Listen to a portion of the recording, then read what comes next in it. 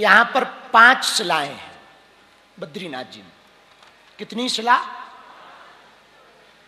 नारद शिला, बाराह शिला, मार्कंडेय शिला, गरुड़ शिला और नरसिंह शिला। यहां पर 5 धाराएं हैं। कितनी धाराएं? बद्रीनाथ जी में 5 धाराएं हैं। प्रहलाद धारा, कूर्म धारा, भृगु धारा, इंदिरा धारा और उर्वशी धारा। यहां पर 5 बद्री हैं। कितने बद्री हैं? 5 बद्री हैं। वृद्ध बद्री, आदि बद्री, योग ध्यान बद्री, भविष्य बद्री और विशाल बद्री।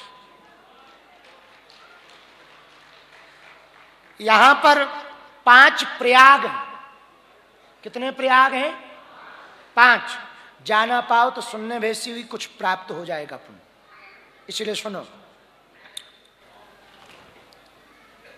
विष्णु प्रयाग, नंद प्रयाग, रुद्र प्रयाग, देव प्रयाग और कर्ण प्रयाग। यहां पर 5 कुंड हैं। कितने कुंड हैं? तप्त कुंड, मानसी कुंड, त्रिकोण कुंड, सप्तपंथ कुंड और नारद कुंड। बद्री विशाल विशेषतया 3 पर्वतों से घिरा नर पर्वत, नारायण पर्वत और उर्वशी पर्वत। उर्वशी तुम अप्सरा ना समझ लेना, भगवान की जंघा से प्रकट हुई ये उर्वशी देवी है। यहां पर्वतों की एक माता है, उनका नाम नंदा देवी है। उनको नंदा माता कहा जाता। क्या कहा जाता? नंदा माता। यहां पर तपस्या उद्धव जी ने की, बद्रीनाथ में, मार्कंडेय जी ने भी की और नारद जी ने भी की। जब विश्व मोहिनी के चक्कर में नारद जी फंस गए थे, उसके बाद प्रायश्चित करने के लिए यही तपस्या करने आए। इसकी कथा हम आपको कल सुनाएंगे। यहां पर एक जगह और है जिसको देवताल कहते, वहां 5 ताल है। यहां पर एक स्नान करने की भूमि है, बसोधारा। बद्रीनाथ जी में ही बसोधारा है, बद्रीनाथ जी में ही देवताल है, बद्रीनाथ जी में ही नर नारायण पर्वत आज भी तपस्या कर रहे हैं। और जिस दिन दोनों पर्वत ये एक हो जाएंगे, पृथ्वी पर महाप्रलय हो जाएगा। बद्रीनाथ जी में ही पंचप्रयाग अंतर्गत, बद्रीनाथ जी में 5 कुंड, 5 शिला और बद्रीनाथ जी में ही 5 धारा है। बद्रीनाथ जी में एक और जगह है जो यक्षों की है, सतोपंथ कहते हैं। सरोवर का क्या नाम है महाराज जी? सतोपंथ सरोवर। एक वहां वो तालाब है ना, स्वर्गारोहिणी, उसके आगे तो वो तालाब सतोपंथ में पूज्य महाराज जी ने तो वहां कई दिन रह करके साधना की। बहुत ग्लेशियर है, जाने का मार्ग दुर्गम है, पर वहां आज भी 22-22 फुट के लोग मिलते हैं। यक्ष देव आदि दर्शन करने के लिए आते हैं। बद्रीनाथ भगवान की मंदिर परिक्रमा के ठीक पीछे में एक और जगह है। वहां आप लोगों में से सब में कुछ लोग जा सकते जिनको श्वास की दिक्कत ना हो। ज्यादा दूर नहीं है, 1 घंटे की वॉकिंग डिस्टेंस पर है। चरण पादुका,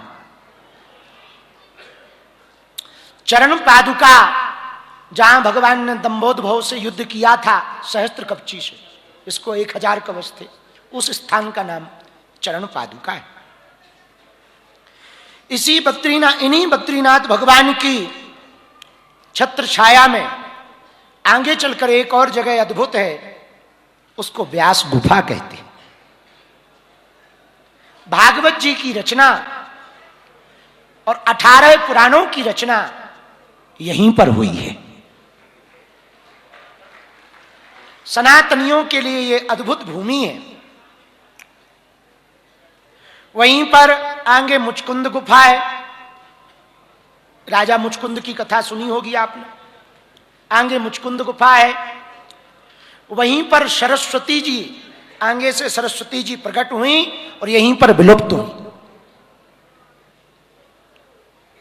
और हम माणा गांव के प्रधान जी आए थे कल परसों, उनके साथ बैठे बैठे हम विनोद कर रहे थे कि माणा गांव तो पूरी दुनिया में बहुत भाग्यशाली है। बोले क्यों? हम कहा तुम्हारे यहां सरस्वती जी प्रकट भई और तुमने ही लुप्त कर दी। मतलब पूरी सरस्वती तुम्हारे ही पास। तो वहां पर आगे सरस्वती जी हैं जहां वो गुप्त हुई। अभी आप लोगों में से किसी ने पढ़ा हो ना पढ़ा हो, हमने तो कल पढ़ लिया, थोड़ा सा टाइम मिला। एक भूगर्भीय वैज्ञानिकों ने शोध किया प्रयागराज में, 16 मीटर की गहराई पर गुप्त नदी पाई जो 4 से 5 किलोमीटर चौड़ी है। और वो कोई और नदी नहीं, उन्होंने प्रमाणित किया ये सरस्वती जी ही है।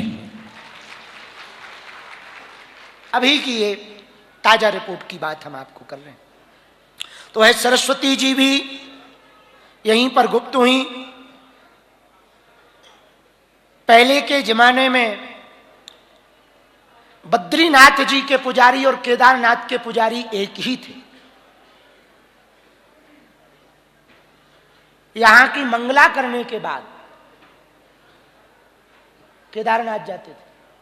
कि केदारनाथ की मंगला करके यहां आते थे सुबह शाम। हाँ, सुबह पुजारी जी मंगला यहां करते थे, फिर पर्वतों से पैदल चलते हुए ग्लेशियर को पार करते हुए, बड़े बड़े, हमारी अंग्रेजी तो बहुत ऊंची है, बर्फ के बड़े बड़े पर्वतों को पार करते हुए केदारनाथ पहुंचते थे। वहां पर आरती करते थे। वर्तमान में कोई जाए तो कम से कम 13 दिन लगेंगे, कम से कम। पर जब कोई, देखो, भूतों की उपासना करने वाला भूतों के जैसा दिखने लगता है। भूतों की उपासना करने वाला भूतों के जैसा दिखने लगता। भगवान की उपासना करने वाला भगवान के जैसा दिखने लगता है।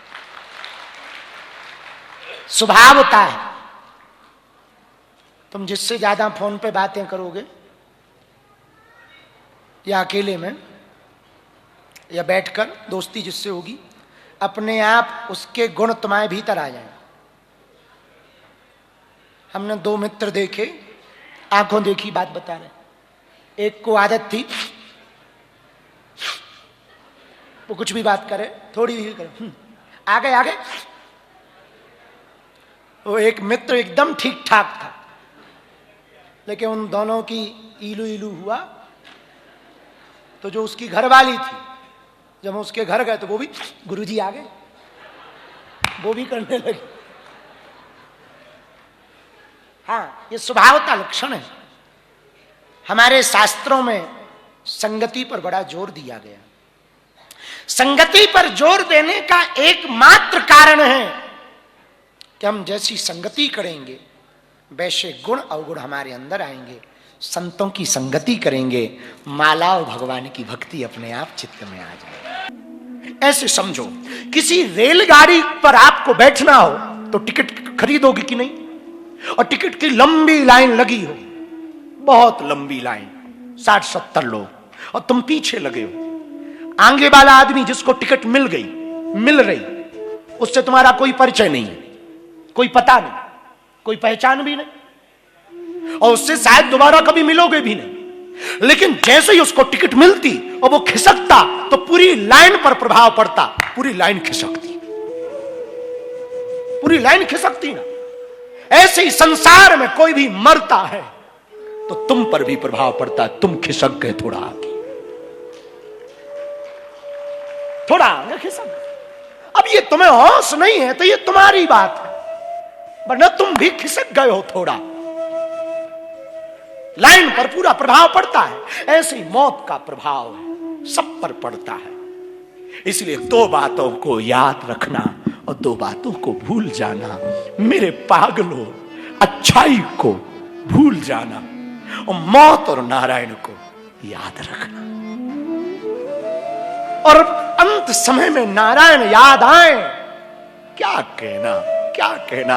समझना तुमने सम्राटों वाला जीवन पाया है, फकीरों वाला सम्राट। लेकिन बड़ा कठिन है। रामायण में गोस्वामी जी ने कहा, जन्म जन्म मुनि जतन करा, जन्म जन्म मुनि जतन करा, पर जन्म जन्म मुनि जतन करा, जन्म जन्म मुनि जतन करा। लेकिन मेरे पागलों, अंते राम कही आवत नाई,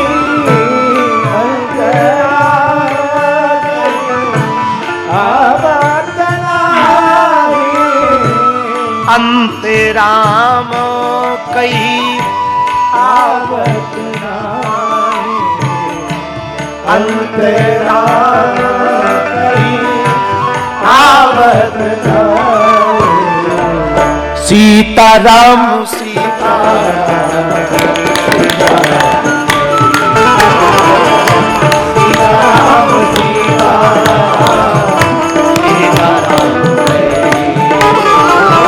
सीताराम सीताराम।